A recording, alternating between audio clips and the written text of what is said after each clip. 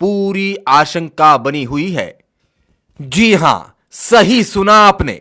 देवभूमि उत्तराखंड में दाऊद इब्राहिम की एंट्री हो चुकी है। जी हां, दाऊद इब्राहिम की एंट्री। वही दाऊद इब्राहिम जिसको कई मुल्कों की पुलिस ढूंढ रही है। आज हम आपको बताएंगे कि दाऊद इब्राहिम की यह एंट्री देवभूमि उत्तराखंड में कैसे और किस तरीके से हो रही है। सूत्र बताते हैं कि देवभूमि उत्तराखंड की जमीनों पर दाऊद इब्राहिम और अन्य विदेशी ताकतों की नजरें तेजी से गड़ी हैं।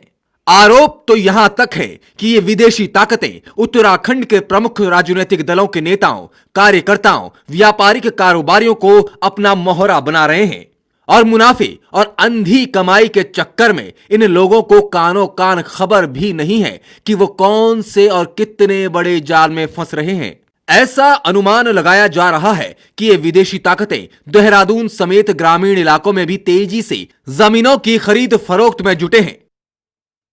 ये उत्तराखंड के लिए बड़े संकट की बात है कि उत्तराखंड के अंदर पहाड़ की बेहद कीमती जमीनों को बाहर वाले बड़ी तेजी से खरीद रहे हैं। इसमें शासन प्रशासन इन लोगों की मदद कर रहा है।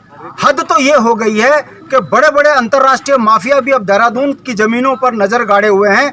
सरकार की नाक के नीचे उत्तराखंड की बेहद कीमती जमीनें बाहर के लोगों को दी जा रही हैं। अगर इसका खुलासा सरकार सही तरीके से करेगी तो आपको कई अंतर्राष्ट्रीय गिरोह मिलेंगे जो उत्तराखंड की बेहद कीमती जमीनों में बड़े बड़े आशियाने बनाने की फिराक पर हैं।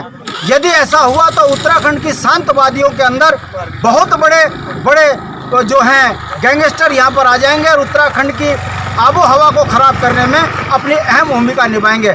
हमारी सरकार से ये मांग है कि उत्तराखंड की जमीनों की खरीद फरोख्त करने वालों की जांच हो और उस जांच के उपरांत यदि ये पाया जाता है कि बाहर की ताकत यहाँ जमीनें खरीद रही है तो इनके ऊपर गंभीर से गंभीर धाराओं पर मुकदमे लगाकर ये जमीन सरकार अधिग्रहण करे। यदि ऐसा नहीं करेगी तो उत्तराखंड क्रांति दल के नेता होने के नाते हम इसके लिए जन आंदोलन खड़ा करेंगे।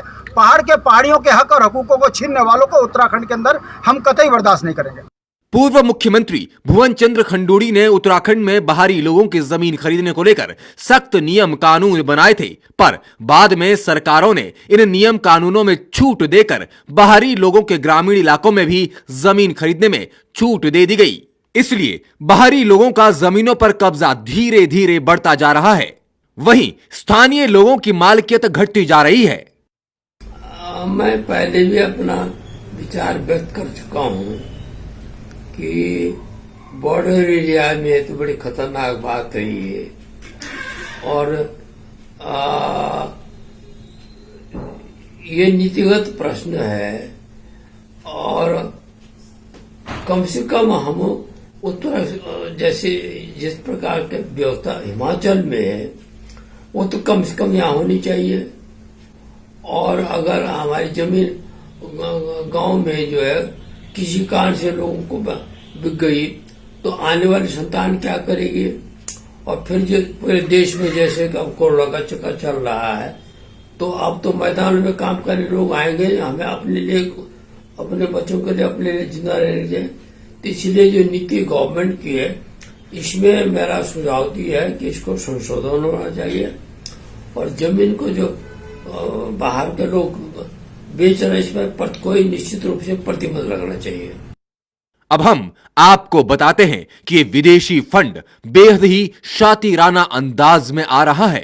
रियल एस्टेट के कारोबार में मंदी के बाद टूरिज्म और रिजॉर्ट बनाने के नाम पर विदेशी फंडिंग हो रही है।